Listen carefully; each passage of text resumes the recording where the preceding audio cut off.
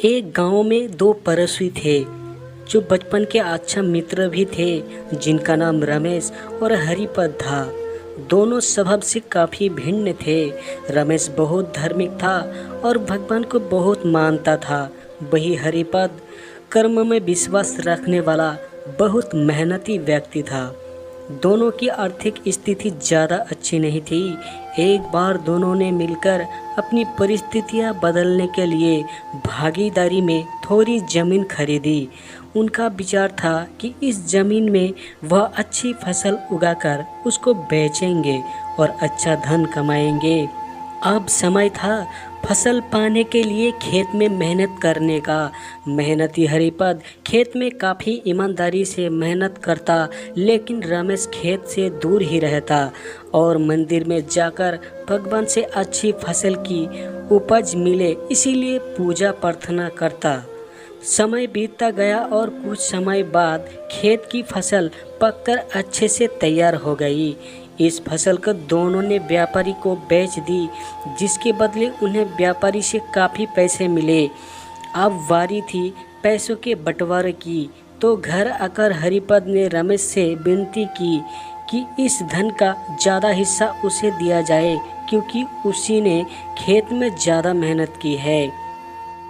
इस बात से असहमति दर्शाते हुए रमेश बोला, नहीं, धन का तुमसे ज़्यादा हिस्सा मुझे मिलना चाहिए, क्योंकि मैंने भगवान से इसकी प्रार्थना की तभी हमको इतनी अच्छी फसल हुई। मेरी भक्ति और भगवान के बिना ये संभव नहीं होता। दोनों ही अपनी अपनी बात पर अड़े हुए थे। वह दोनों इस बात को आपस में नहीं सुलझा सके। धन के बंटवारे के लिए दोनों गांव के सरपंच के पास पहुँचे। सरपंच ने दोनों की सारी बात सुनी और उन्हें पता चला कि असली हकदार हरिपद।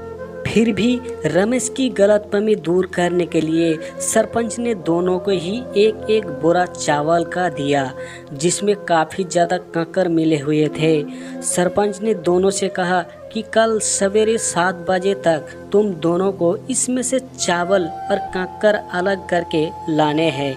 कल तुम दोनों के चावल देखकर ही मैं फैसला करूंगा कि इस धन का बड़ा हिस्सा किसको मिलना चाहिए। रमेश और हरिपद चावल की बोरी लेकर अपने घर चले गए। मेहनती हरिपद ने रात भर बिना सोए चावल और कंकर को अलग किया, लेकिन रमेश चावल की बोरी को लेकर मंदिर में गया और भगवान से चावल में से कंकर अलग करने की प्रार्थना करके सो गया। अगले दिन सुबह हरिपद जितने चावल और कंकर अलग कर सका उसको ले जाकर सरपंच के पास गया, जिसे देखकर सरपंच खुश हुआ। रमेश वैसी की वैसी बोरी को ले जाकर सरपंच के पास पहुंच गया। सरपंच ने रमेश से कहा कि दिखाओ तुमने कितने चावल साफ किए हैं।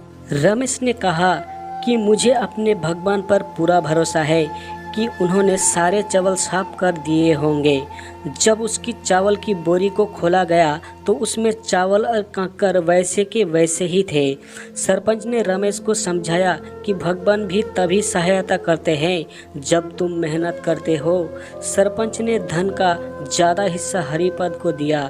इस घटना के बाद रमेश को अपनी गलती का एहसास हुआ, तो वो भी हरिपद की तरह खेत में मेहनत करने लगा और अब की बार उनकी फसल पहले से भी अच्छी हुई।